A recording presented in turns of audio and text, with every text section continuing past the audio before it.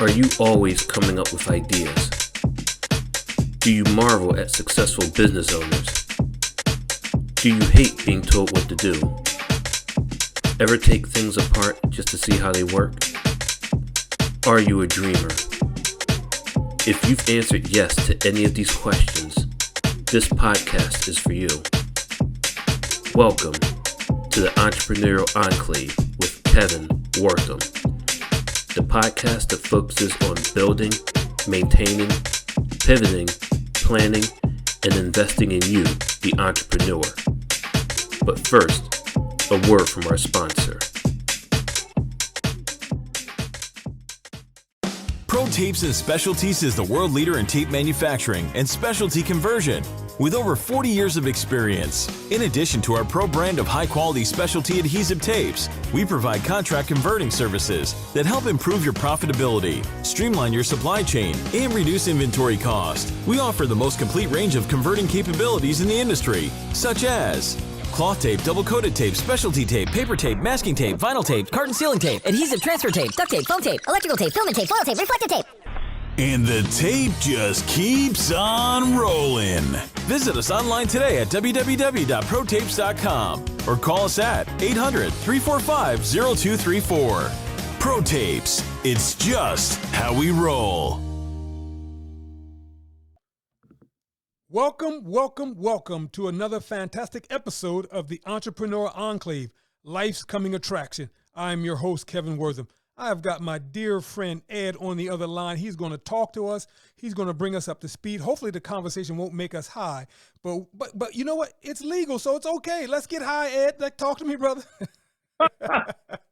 Brother Kev, it's always a pleasure to be with you. Thank you so much for having me. Not a problem. I hope that introduction won't get us in trouble, but let's get started. So I guess we're going to start with the back part first. You are now the president of the New Jersey Cannabis Association. What does that mean? So back in December of 2020, yes. Right after the state voters overwhelmingly approved by changing the constitution of the state, yes. They voted for the legalization of adult use cannabis or recreational cannabis. Right after that, the following month, I was elected president of the New Jersey CannaBusiness Association, the state's first and largest trade association to help the state develop a responsible, sustainable, diverse, and profitable cannabis industry. So we are, in essence, Kevin, the Cannabis Chamber of Commerce for the state of New Jersey. Awesome. We represent current license holders, we represent future applicants, and we represent through our membership all of the ancillary businesses that make up the industry. Now, you know I've got to ask this question, Ed. In your description of who you are, you said diverse. So that means that you are, or your organization is specifically trying to target people of color? We absolutely are proponents of the legislative and regulatory intent to make sure that businesses that get business are diverse businesses. Okay. So look, when the legislature passed the law legalizing recreational cannabis, when the CRC or the Cannabis Regulatory Commission came into existence, both entities made it clear that first and foremost, those harmed by the failed war on drugs are a priority. Yes. When it comes to the application processes, applications to get cannabis licenses, the priorities are social equity applicants, minorities, women, and disabled veterans. That's the legislative and regulatory intent, and we mean to make sure that the state adheres to that and that the industry reflects that. Awesome. Because I am excited about that. And, you know, one of the things that I think that we have spoke about before in my last episode, my last podcast with you, was some of the folks who have been harmed by this, if they had a record, how could you invite them to be a part of this new entrepreneur experience, a part of this new industry, if they had a record? because they were arrested for selling marijuana. So again, when we look at the legislative and regulatory priorities, Yes. two things have occurred. One is, if you have had a prior record, you are a priority applicant. Awesome. And the next item is that both the legislation and regulation do provide for the expungement of simple possession records. Yes. So if you had a disorderly persons or a misdemeanor offense for possession of cannabis, you can have that record expunged. There have been a number of expungement clinics. There are some great attorneys out there that are doing free clinics. Governor McGreevey, former Governor McGreevey, part of the New Jersey Reentry Corporation, the head of it, has had a few seminars on how you get your records expunged and who is eligible. So look, prior convictions are no longer a barrier. Again, simple possession, right? If you had a joint, but you were robbing a bank, having a joint is the least of your worries. Yeah. No, that's funny. Now, my next question is, right, sticking in that vein, you are an entrepreneur. You want to be in the cannabis industry, right? How do you go about securing your funding, your capital? You know, capital has been a question since we've started. Yes. So there are people that are scraping together life savings. They're forming partnerships with family members and trusted friends. And I do say trusted friends. Yes. In order to raise capital to get into the industry. Now, there is an opportunity, and again, the legislation and regulation provides for this, that you can, in fact, have outside funding. Banks are not necessarily lending to cannabis business. Yeah. Right? So there are people out there, they're called venture capitalists. Yes. Or simply investors. Yes. And they are looking for people to partner with, to invest in their cannabis companies and help them along the way. Now, along with that comes the fact that, yes, you're going to have to share profits. You're going to have to provide some form of agreement to make sure that your investor is happy. And so with that, we do encourage beginning companies, new companies, small companies. Do look for attorneys to help you formulate these agreements. Yes. But you know what, Brother Kev, stay tuned, because the New Jersey CannaBusiness Association is in fact having conversations with other entities that are interested in providing capital, and those Awesome. include state entities. So the conversation is going back to, how do we help young entrepreneurs? How do we help new business people in this space? And so we are working with the state, and we are working with other private funding sources to find out what's the best way to do this. Most important, Brother Kev, we want to make sure that, dare I say, our people Yes. don't taken advantage of in this process. Now, let me ask this question, Ed. This question is a tough one. This is a tough one now. You're doing all these great things. Who is the watchdog for your agency to make sure that as you're watching the government and all of their regulations and all the things that they've done, who is the agency out there that serves as the overall watchdog? And that's a tough question to ask. So when we look at let's call it the org chart. Yes. For the cannabis industry. Yes. The Cannabis Regulatory Commission is the regulatory body that oversees the legal cannabis industry in the state of New Jersey. Yes. You cannot get a license to sell, process, grow, transport cannabis in the state unless you submit an application and get a license through the CRC, or Cannabis Regulatory Commission. Yes. They also have the right and obligation to review and actually sign off on your operating agreements. So when I just talked about you finding a business partner, you have to have an agreement. That agreement is subject to approval by the Cannabis Regulatory Commission. Okay. So if it doesn't look right, they have an absolute obligation to come back and say, look, Brother Kevin's a minority. He signed on with you. You are from out of state. You are of majority persuasion. Yes. And you're lending money. We want to make sure that Brother Kev is protected. Yes. So they look at that operating agreement. So the CRC oversees all legal and medical cannabis. Well, medical is legal. Yes. Adult use and medical cannabis in the state of New Jersey. The Okay. state legislature can, in fact, legislate other priorities. So while they do not necessarily dictate to the CRC, the legislature can, in fact, legislate new priorities in addition to the regulations. Awesome. When it comes to the New Jersey CannaBusiness Association, we are a not-for-profit. Yes. We have a board of directors, and our activities are for and through our membership. So we lobby on behalf of the industry.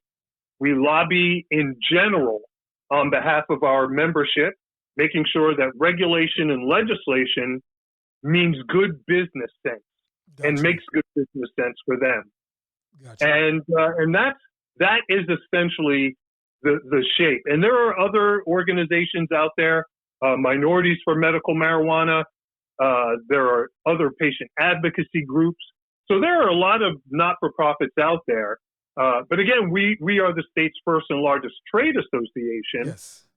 So there are other groups out there working with the legislature and the commission. Yes. But it just so happens that we happen to be the largest and the first. Got you. Now, in terms of paying for your purchase, right? Even though the federal government has not recognized the marijuana industry to be legal, but the states do. How do you pay for? I mean, how does the individual business pay for their taxes at the federal level? So when it comes to taxes, if you are a cannabis business, there is a form out there called 280E, 280E as in echo. Yes. 280E prohibits cannabis businesses from writing off what are traditional business expenses. For example, in your business, you can write off the purchase of your equipment. You can write off your marketing expenses. You can write off your paper clips and pens. Yes. In the cannabis business, you cannot write those expenses off. Wow. Currently. Wow. Now, that's at the federal level. At the state level, there is a bill that has been introduced that says that the state tax law will allow a cannabis business to write that off at the state level. So you see, the states have taken a position where they recognize that this is an industry whose time has come. Yes. And so you're going to see legislation out there and regulation that's going to support the cannabis industry. Yes. So at the federal level, you can't write it off, but at the state level, not yet. There is a bill out there that in fact we do support that will allow cannabis businesses in the state of New Jersey to write off those traditional business expenses. Ed, just off the subject, but not that much. You know what just came to my mind? A marijuana hotel. What? So this is wait. Are you serious? There's one out there in New Jersey. Well, this is very interesting. I like that question. Yeah. And here's why. So look, in my role as president of the Cannabis Chamber of Commerce, Yes. I look at the industry and all of its aspects. Yes. So when I look at the industry and every aspect of it, cannatourism is an industry whose time has come. Yes. And so this is very interesting. Go back about 4 years ago, when Governor Murphy is in his first term, early in his first term, and he had the audacity to say he wanted cannabis legalized. Now Senate President Nick Scutari was writing legalization legislation back then, and you had members of the legislature, and I'll never forget, it was a senator from Ocean County, Yes. Beach Resort County in New Jersey, who actually said, there's no such thing as cannatourism. That's crazy.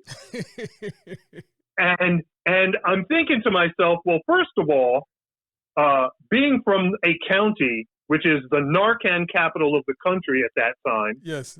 why are you turning your back on cannabis? And then secondly, when you look at who goes to the shore and who are in those beach rental properties, Yes.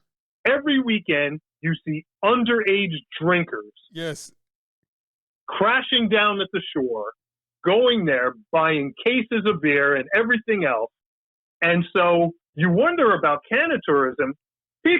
Young people are going to the shore to get drunk. Yeah. So there is such a thing as a vice tourism. Yes. People go to Las Vegas to gamble. People Yes. go to Atlantic City to gamble. So it is not out of the realm of possibilities to say, you know what, cannatourism.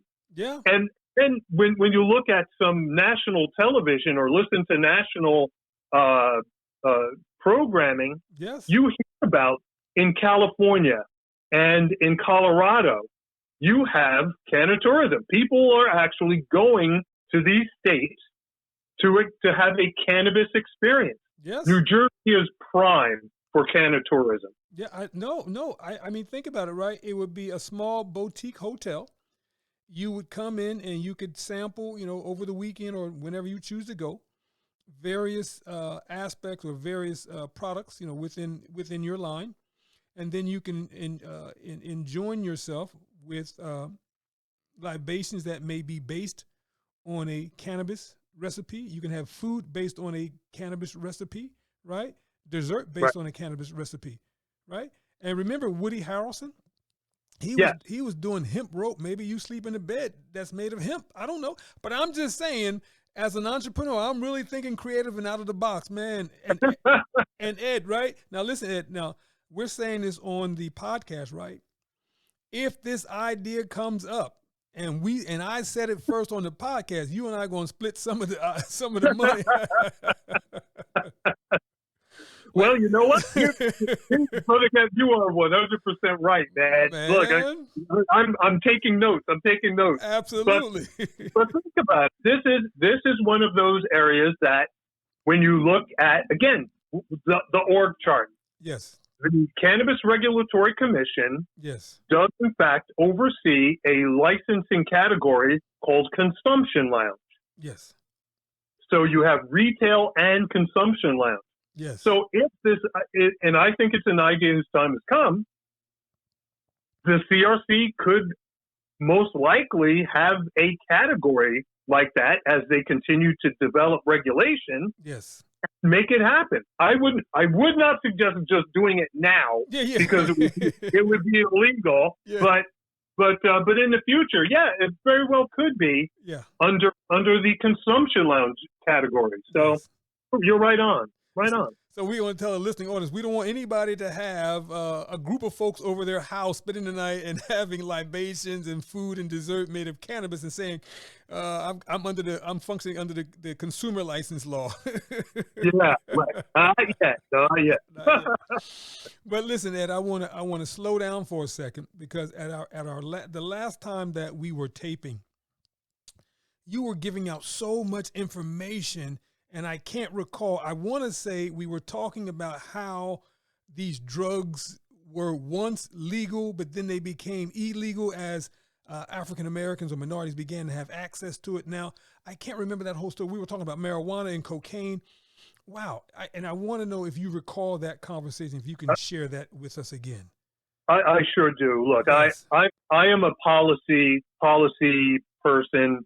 I love public policy. I love the history of policy. Yes. And so when you look at cannabis policy in this country, let's go back Yes. to the 1930s. It was almost 90 years ago that the country's Bureau of Narcotics, the predecessor to the DEA, Yes. the Bureau of Narcotics criminalized cannabis, not for public health reasons, not for public safety reasons. Cannabis was criminalized because it was used by, quote unquote, Negroes, Yes. Mexicans, jazz musicians. It made darkies think they were as good as white people, and it made white women lust after black men. Yes. That's why it was criminalized. Wow. Then you fast forward to the 60s and 70s, the anti-war movement, the hippies, Yes. the people that were protesting the Vietnam War and escalation of the Vietnam War.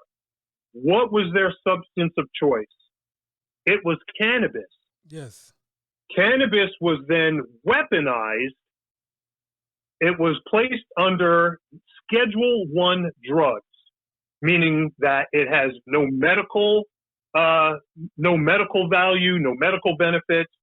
And so cannabis was placed in the same category as heroin, Wow. cocaine, other synthetic drugs, even though it was natural. Yes. And so by weaponizing cannabis, by making it a federal offense, by placing it under Schedule I, what you did was you essentially doomed generations of poor and minority families by convicting them as felons. And so the weaponization of cannabis is what destroyed generations. We had a country, Brother Kev, that was investing in the prison industrial complex. Yes. Investment in the prison industrial complex yields nothing. There is no benefit. Yes. All those billions of dollars spent building cells for nonviolent offenders, building cells for simple possession, yielded no economic benefit and no social benefit. And so the country suffered. And so you could fast forward just a little bit further, California being the first state to do it, you now have states that are saying it makes no sense. New Jersey was arresting close to 100 people a day for simple possession. Wow. We at the Cannabis Business Association had a motto. We had buttons that said 94, no more. Wow. Okay. It was horrific. And so together with the medical advocacy community, again, because Schedule I drug says it has no medical benefits, but now we know different. Yes.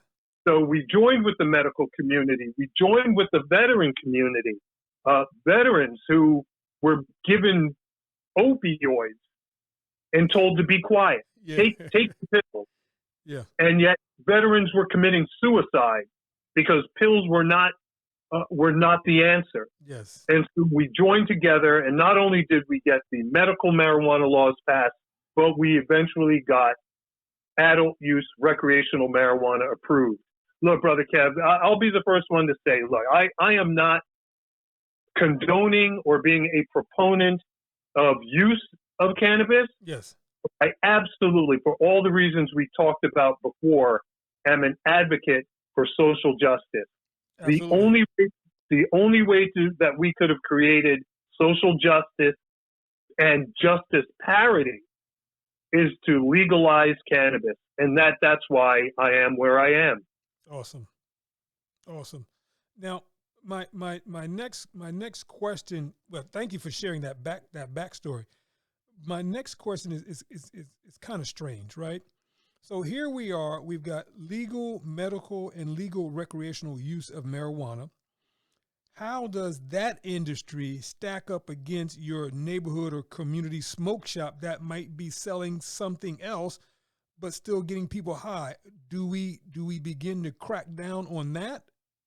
Or when they say I sell CBD oil, I mean, give us some clarity on that. Okay, so the position of the Cannabis Business Association is that we do not support the smoke shop Yes. that's selling unregulated, untested, potentially harmful products. When you look at the smoke shops that have cropped up, they're essentially skirting the law by selling unregulated, untested, potentially harmful products. So we can't condone that. We absolutely cannot get behind that. The second thing is we cannot condone you skirting the law saying we'll get you high.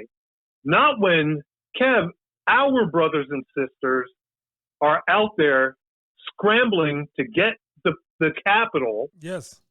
Out there scrambling to get the property, out there scrambling to get the technical resources to enter this industry legally. Yes.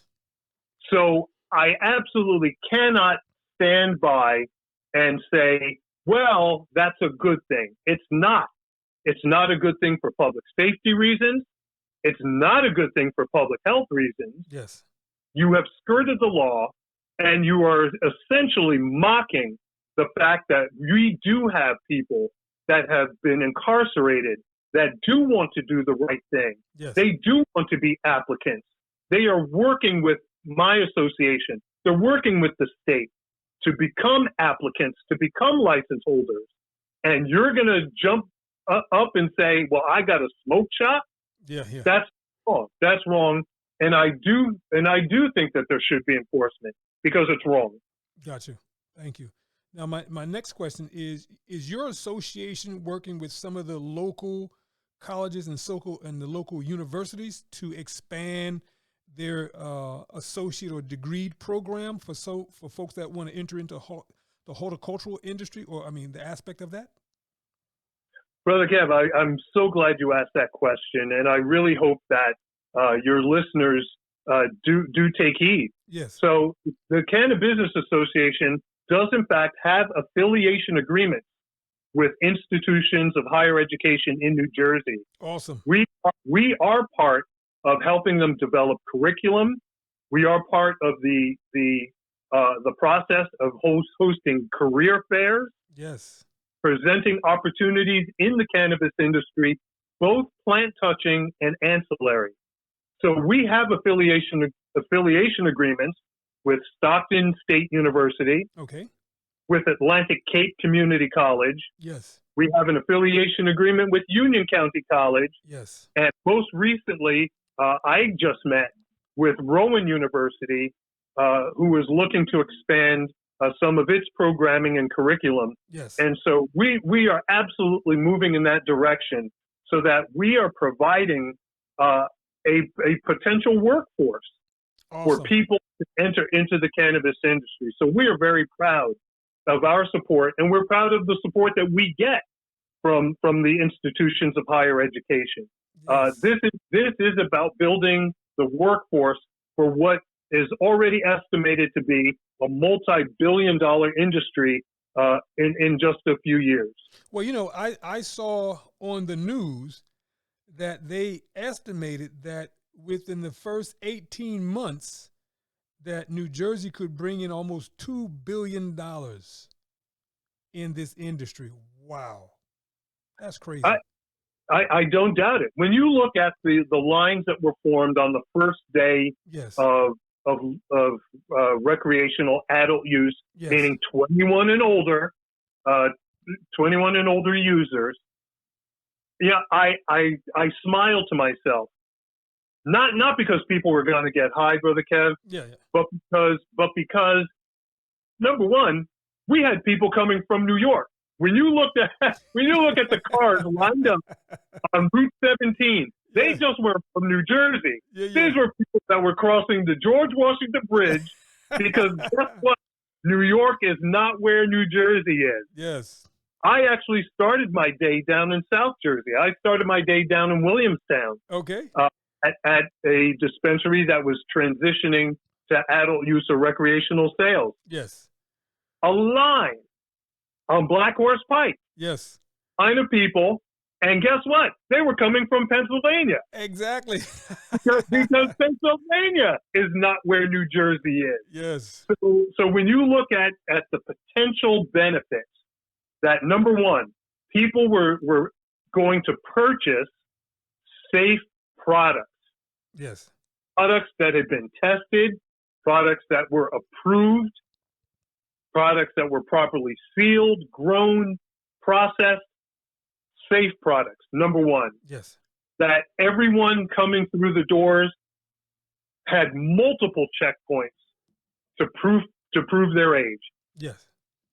This is what the regulated industry is all about.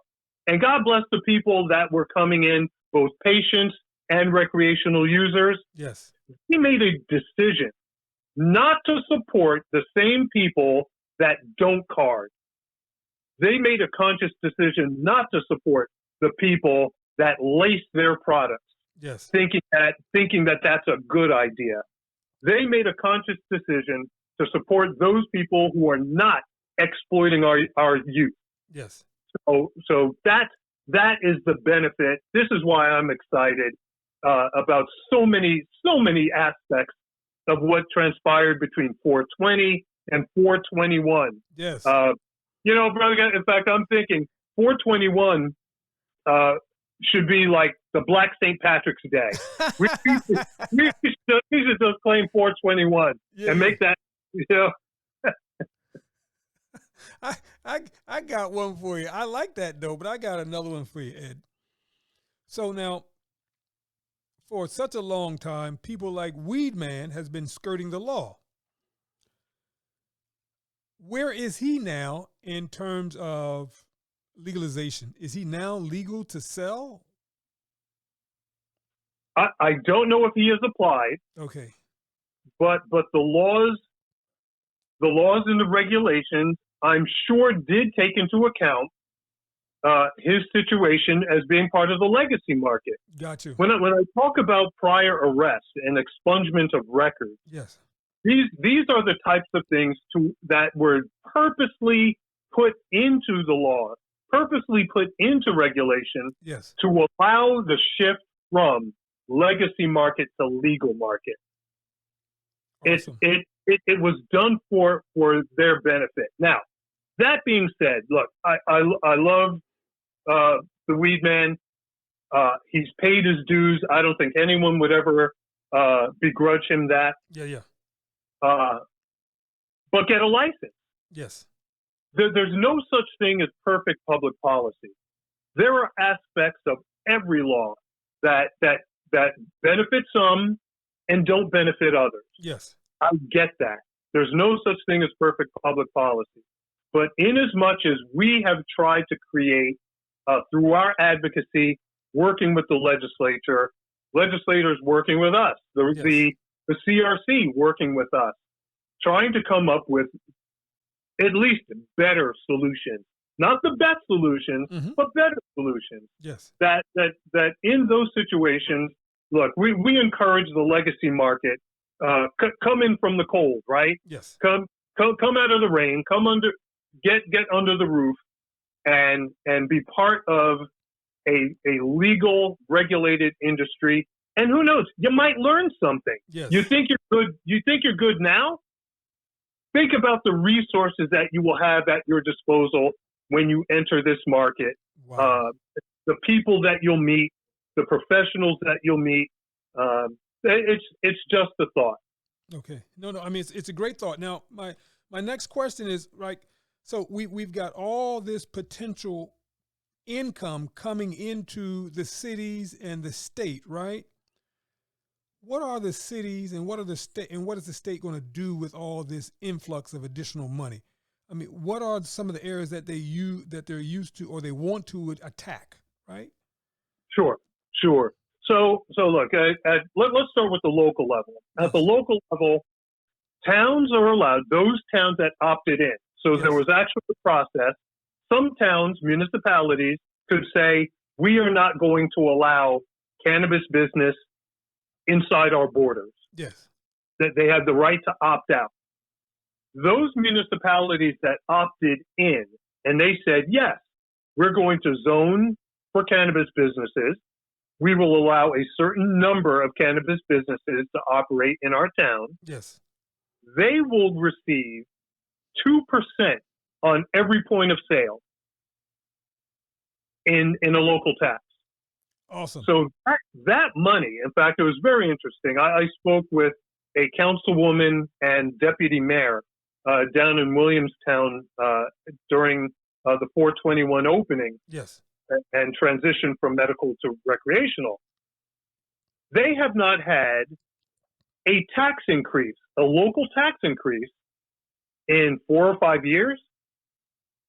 Wow. Because they had this ATC, this alternative treatment center there, yes, as a medical provider. Wow. So they've been there, and they have benefited. And they make no bones about it. So when we look at not just the tax benefit, but you were looking at a piece of real estate that would have been vacant had they not gone there.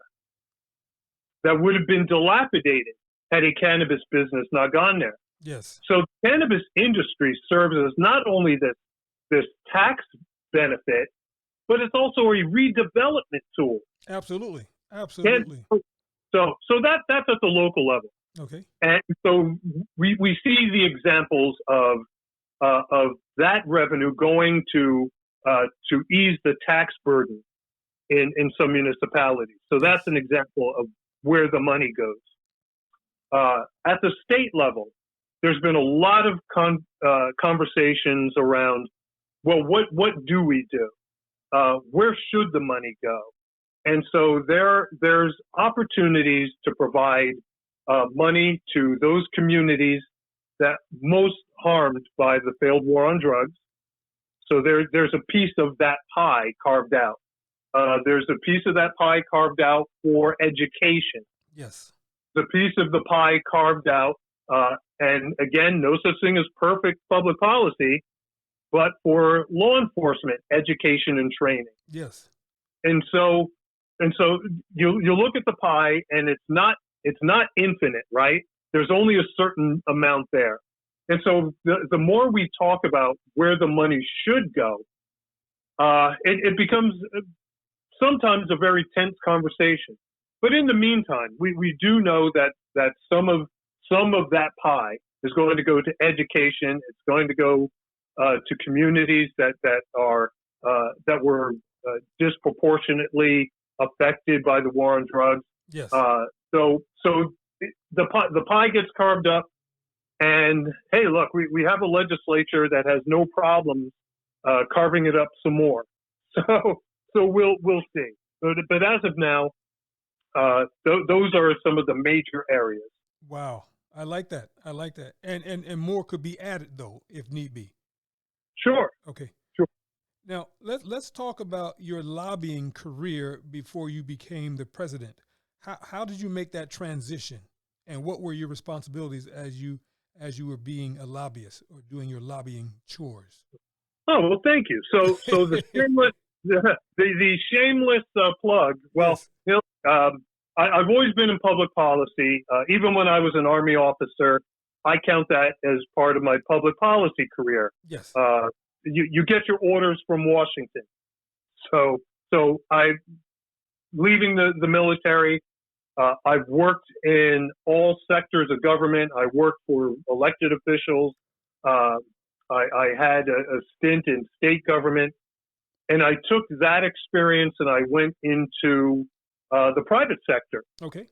I rose to the ranks of vice president of government affairs and external affairs for a multinational company And then I had the entrepreneurial spirit, the entrepreneurial opportunity. Yes. I joined my very good friend of 20 plus years, Michael Turner. I joined him at a firm that he had just founded called Burton Trent Public Affairs. Michael and I worked together when I was the VP of Government Affairs and External Affairs. And one day, at that time, Michael had called me, and he said he was going to start his own lobbying firm. Okay. He asked me for any referrals. And at that time in my position, I said, Michael, you're hired. I hired this firm. And then a couple of years later, I was complaining about corporate life. Yes. Michael says, Ed, you're hired.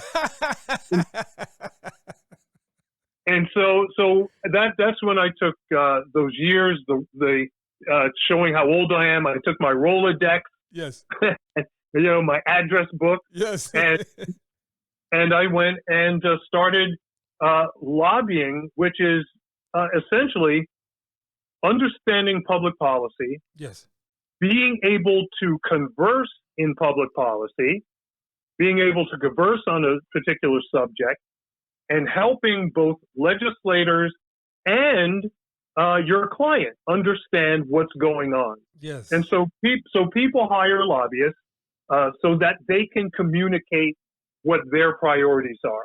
Yes. But it's a two-way street, right? It is communication. All communication should be two-way. So the legislature then converses back, and they say why certain things can happen, why certain things can't happen. And so I have been fortunate in that, number one, I've never had a client or a subject matter area that I would be ashamed to tell my daughters that I did, gotcha. Or my parents, right? So I never represented someone that I would be ashamed to say I represent them. Yes. And so when I look at the lobbying years, fast forward to 5 years ago, when my partners at Burton Trent and I, we sat around the coffee table. The state legislature had just come back from a delegation trip to Nevada and to Colorado. Then first term candidate Murphy was talking about legalizing cannabis. Yes. And so the partners, we sat there and we said, we got to get into this space in a meaningful way. Yes. How do we do it? And so one of the partners, former legislator, former assemblyman, former mayor, Scott Rutter, who's a partner of mine, said, trade association. We need to create a trade association. And so soon thereafter was founded the New Jersey CannaBusiness Association. Wow. And so the interesting part about that, Brother Kev, was we were all parents. Yes. We were all active in our communities. Yes. We had to come to grips with the fact that, as we see now, the public is going to find out what it is that we do. Yes.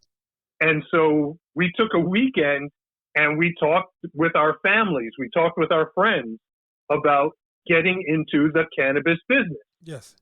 It got to the point, Brother Kev, where I actually went to my pastor.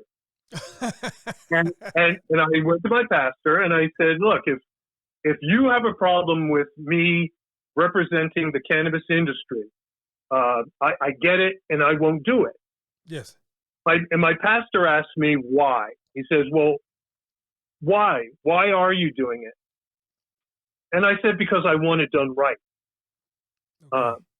If I failed to take my public policy years of experience, if I failed to contribute to this process, then shame on me. I wanted it done right. I wanted it done as best as it could be done. Yes. Because I am a parent. I wanted it done right because I am active in my community. Yes. I wanted it done right because, yes, I do work with youth and people that have issues around substance abuse and around legal issues. So that's why I did it, and that's how I got involved. Awesome, man. So you have no regrets then, Ed? No, Awesome. no, no. All right. So now moving back to the present, we've got the crystal ball in front of us. 5 years from now, under your leadership, where is the trade association? Where are we going? What are some of the issues that we've tackled? What's your vision? I think 5 years from now, don't know if I'll still be the president. Okay. But let's look at it this way. Two ways. One is the New Jersey CannaBusiness Association will be there as the state's cannabis chamber of commerce. Yes. I believe that whether they want to acknowledge it today, although some do, my peers that are heads of chambers of commerce will say, yes, you are now at the table with us. Yes. And we recognize that we can no longer just count on the traditional sources of revenue. Yes. State can't do it. And so cannabis, while it still may not be a traditional source of revenue, it will absolutely would have made its mark in terms of its contribution to the economic and social well-being of this state. And so 5 years from now, the New Jersey CannaBusiness Association will be recognized as the state's cannabis chamber of commerce. The state and the business community, legislators, regulators will recognize that cannabis has in fact made its mark on the social and economic well-being of the state and the region. Yes. And the best part and my most sincere hope is that we go from, as you look at the evolution of cannabis, where it was criminalized, it was weaponized, then it was legalized, and then here's my fourth phase. Yes. And I call that normalized. Gotcha. That cannabis will be normalized. Yes. That when you walk down Main Street in New Jersey, that you're going to see a pizza parlor, and you're either going to walk in or you're going to walk by it, but you won't think twice. Yes. You're going to see a liquor store. Now, oddly enough, you don't have to be 21 to enter a liquor store. You have underage people entering liquor stores. Yes. But you'll either go in or you'll walk by it, and you won't think anything of it. Yes. And then you'll come to a cannabis retail store. If you're 21, you may choose to go in, or you may choose to walk by it. Yes. But you won't think twice, because that retail store will have become part of the fabric of the town that it's in. We will have reached normalization. That's what I think the goal of the industry is. That's my vision. That we go from criminalization, we go past weaponization, we thrive on legalization, and then we have normalization. I think to some degree, once it was legalized in this state, I think people already see it as being normalized. I mean, I know the folks that I hang out with. It's it's no big deal now. Well, you know what's interesting, Brother Kevin. This is the thing. If there are towns that have opted out, yes, of the process because they don't see themselves in a state of normalization. Understood. So while we have circles where this is normal, yes, there are other towns in this state where, look, some of their leaders today have sworn that there will never be a retail facility, a grow facility, a processing facility, and they swear by it. But that's today, right? Yeah. So we're not quite at normalized. So true. To your point, there are communities where, yes, it is normal today. Like yesterday, when I was down in Williamstown, you have the deputy mayor and a council member celebrating with everyone else, saying, "Look, you've been good to this community." Yeah. So Yeah. so we're on our way to normalization. Now let me ask this question just for optic reasons, right? I smoke a cigar, right? So there's nothing for me to invite you out to lunch to have a burger, a salad, what have you, and we have a cigar after lunch, right? And yes, we would, because Okay. you know I like cigars. Yeah, absolutely. Now, suppose it's a different scenario. I invite you out to lunch, and we finished our meal, and we light up a joint. What's the optics of that?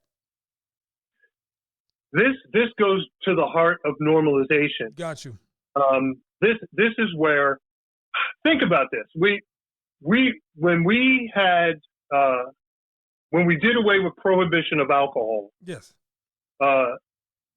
there was this immediate acceptance of, okay, yeah, let's go, let's drink. I mean, when you looking at and using the stereotypical Mad Men scenario, you to be part of the club, Yes. you had to have a 2 martini lunch. Yes.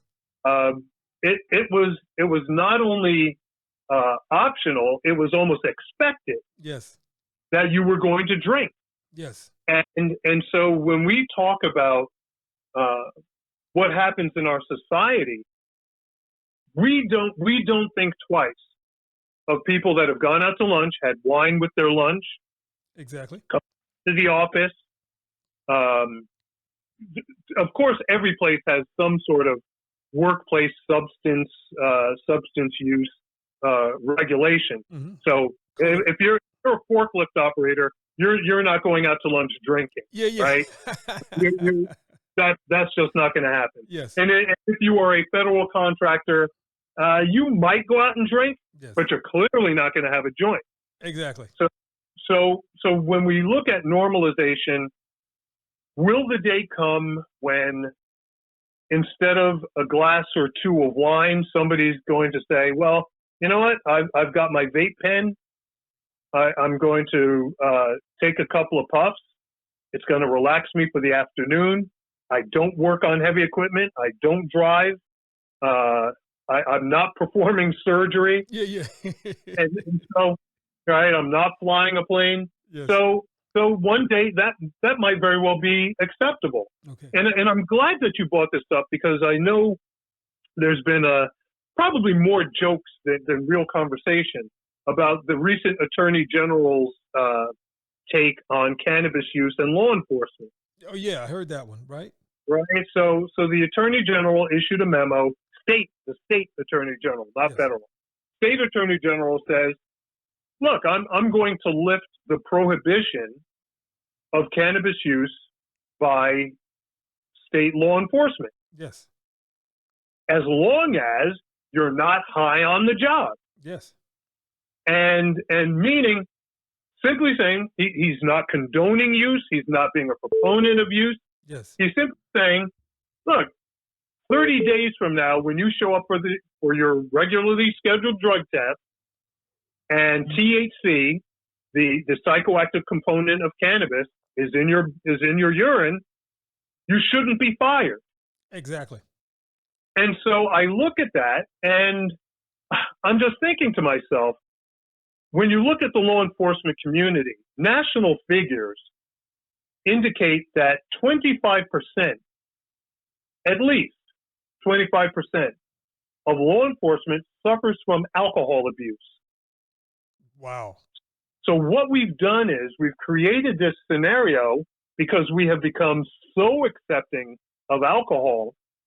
We don't mind if a law enforcement officer, and look, regardless of what you may think about law enforcement and individuals' actions, look, it's a tough enough job as it is. Yes. We have no problems, or we say nothing about those officers that are drinking themselves to sleep. Yes. We say nothing about those officers who are drinking their way through a weekend. Yes. We say nothing about those officers who are drinking so much that absenteeism, that spousal and family abuse, physical abuse, Yes. are real issues. Mm-hmm. So I think when we look at normalization, I believe the way of approaching this is to say THC in your system should not be grounds for dismissal. Absolutely. And so again, we're not saying, yeah, you go smoke or go eat a gummy or go eat a cookie. Yeah. What we're saying is it's normal to consume a product that makes you feel better. Yes. And that's all we're saying. So I know that there's some debate that you have legislators that have said, not on my watch. You have police chiefs that have said not on my watch. But I just think that in the conversation of normalization, that you have to look at all professions, and there has to be some level of parity. Absolutely. Yes. We don't fire officers for getting blitzed on alcohol. Mm-hmm. I don't think they should be fired if they smoked on the weekend, but showed up at roll call 100% sober mm-hmm. and able to do their jobs. Yeah. Well, here's the other thing too, Ed. And a lot of times, just in the normal day, you may see a cop smoking a cigar. Some of these cigars are strong. Like before I need to move, I need to sit down because they're just that strong. So I'm with you. I think that there needs to be some laws. We need to have some leeway, but we also need to be adults as to how we approach this subject matter. Because I know sometimes if I'm at dinner, or if I'm at lunch, and you know what I'm talking about. If I had a Padron 1926, that thing is strong. You can't just walk and go back to work. I'm like, okay, I got to sit down. And you were like, Kevin, did you have like 3 or 4 joints, right? So right. So, now, you would allow me and you would find it acceptable for me to smoke this 1926 in your place of business, but I can't smoke this one joint, even though the 1926 is going to have a higher, greater effect on me than the one joint. So listen, that's a fair comparison. Right. And listen, Ed, if you need me to do a test, I'll be your test subject. Give me one joint in a 1926 and let me see if I can do certain functions afterwards. Hey, look, far be it from me to pass judgment. I'm just saying I am willing to be the test subject for this experiment. Indeed. But it's interesting that you do bring that up, right? Yes.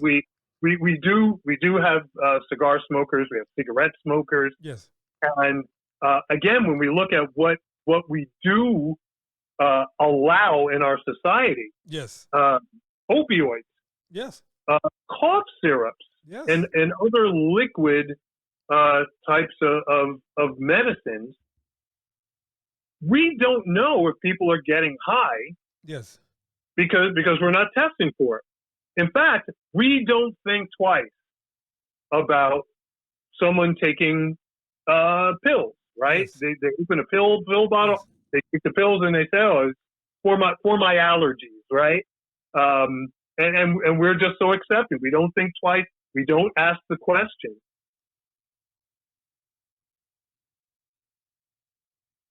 Here's the thing, though. As you said, we've got to have that hard conversation. And I think we're beginning to have the conversation. I think as long as you're at the forefront, you're going to keep those conversations in the forefront. That's going to force us to have these conversations. Ed, listen, I want to also open this platform to you, right? Is there anything else we need to know, we need to understand about your industry and the work that you're doing? Wow. Look, I'm not the first, and I'm not the only. I definitely have to give props to those people that understood the plant long before I did. I have to give props to those clinicians, those doctors, those nurses, the therapists that understood what the physical nature of wellness meant and what the physical nature of wellness means through cannabis. I have to give props to those people who were talking about legalization long before I understood what happened to us 90 years ago. There were people that understood that this was wrong, that our drug policies were abhorrent when it came to the disparate enforcement policies at local and state levels of law enforcement. Props to them because they knew before I did, and they started this ball rolling. Or I should say they started this joint rolling, right? Yeah, the joint. So I absolutely give props to them. There are people that did, in fact, risk liberty. They risked so much to try and get the point across. Yes. There were others who probably did not have so much at risk, but I'm glad that they were patient with me and helped me learn about this industry. Yes. 420, I was on the lawn of the State House Annex. Yes. With the medical community. It was largely the medical community, and we were reminiscing about what it was like to lobby for the adult use and recreational bills in the legislature. Yes. And I looked at those people and I shared with them that I thanked them for being so patient with me. Yes. As I had to learn. Mm-hmm. I had to learn about the plant. I had to learn about the people. Yes. And they looked at me and said, well, we're glad that you were here because you helped us learn about the process. Yes. So it was this joining of the plant and the people and then the process. Yes. It's been an amazing ride for me, learning what I've learned about the plant and the people and being part of the process. I'll finish like this. Bill Bradley. I was an aide to Bill Bradley when he was in the U.S. Senate, U.S. Yes. Senator from Jersey. You remember him as a famous New York Knick. Yep. Mm-hmm. And so as a U.S. Senator, he had this concept, and he gave a speech on it, and he called it civil society. And in civil society, it essentially says, if you take these three entities, if you take government, the private sector, and the not-for-profit sector, and you have them work, what you have is this balanced three-legged stool. Yes. And it does, in fact, create balance. And so when I look at what has happened with respect to the cannabis industry, the legalization efforts, we have civil society.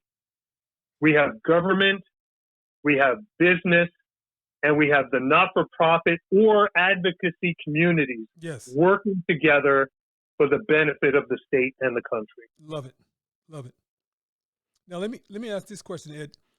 Are you finding that there may be a like-minded colleague or a similar colleague in New Jersey, not New Jersey, but in Pennsylvania and New York that's reaching out to you and say, how do we push this along a little faster?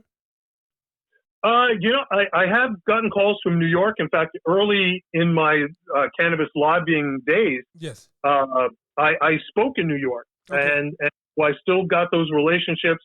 They do call me. We do talk about it, and there are some people in Pennsylvania that are curious about the business sector and how, as business people, they can move this thing along. So the short answer is yes. Okay. I've been blessed to meet a lot of people from across the country, and we tend to communicate and work together. Okay. Now, Ed, you can hang up on me if you want, but I gotta ask you a personal question. With all the information you know about the cannabis industry, why didn't you get your own license? You know what? When I stop and think about it, Yes. That has not been my call to action. Okay. To be it just has not. I actually enjoy making a living, yes, Okay. helping others succeed in this space. Okay. Fair enough. I just wanted to ask. I'm like, man, you know everything. You know everybody. You know where to go and get the funding, but why wouldn't you do your own? I just wanted to ask that question, and it's okay. Brother Kev, I'll just tell you. Yes. One day I would like a cigar lounge. Oh, hey. Okay. Got you. Okay. That's good, man. That's good. Okay, so now you've got a cigar lounge. Are you going to allow people to smoke a joint in your cigar lounge? I'm just asking. I would have to get my license. Okay. I'd have to get my license. Ed, listen, buddy, with the time that we have left, how do people reach out to you, my man? Thank you. So please visit New Jersey, all spelled out, NEWJERSEY, CannaBusiness, CANNABUSINESS, NewJerseyCannaBusiness.com. Visit us. Check out memberships. Yes. Become a member. Come in and be part of this movement. People can reach out. They can reach me through the New Jersey CannaBusiness Association, through the website, NewJerseyCannaBusiness.com. Looking forward to hearing from you. Come to our networking events. Visit our event site, the events tab. Come to a networking event. Awesome. That'd be great. Awesome. Ed, listen, man, I want to tell you a little secret. It's really not a secret, but I had to get you back on the show.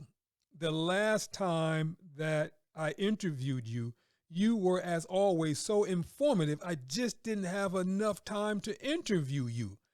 and so now I've got my own equipment, I've got my own space, and I gave you all the time to really get out. And I think this is going to make for a wonderful, wonderful conversation, because last time I think we only had like 35, 40 minutes, and I couldn't really get the whole conversation out. But this time you had the complete platform. We're not in a hurry, and people want to hear the whole story, right? And right. So I'm glad that you were able to come on the platform again. I am so glad that you were able to share your knowledge and all that you do for us in New Jersey and for those who believe in the cannabis industry. So I thank you, brother. And I want to wish you nothing but continued success. I'm going to always keep this platform open for you. And so if you would like to come on, if you got some entrepreneurs in the cannabis space that would like to talk about their experience, let's talk about it. Let's have them on. I'd love to give them that opportunity.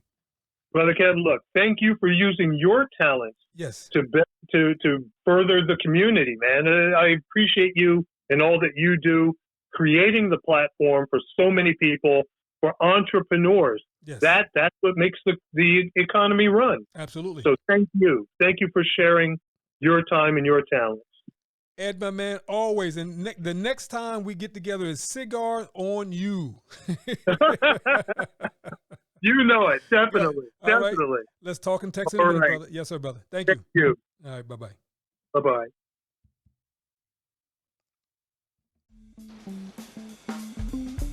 That concludes another episode of The Entrepreneurial Enclave with Kevin Wortham, the podcast that focuses on building, maintaining, pivoting, planning, and investing in you, the entrepreneur.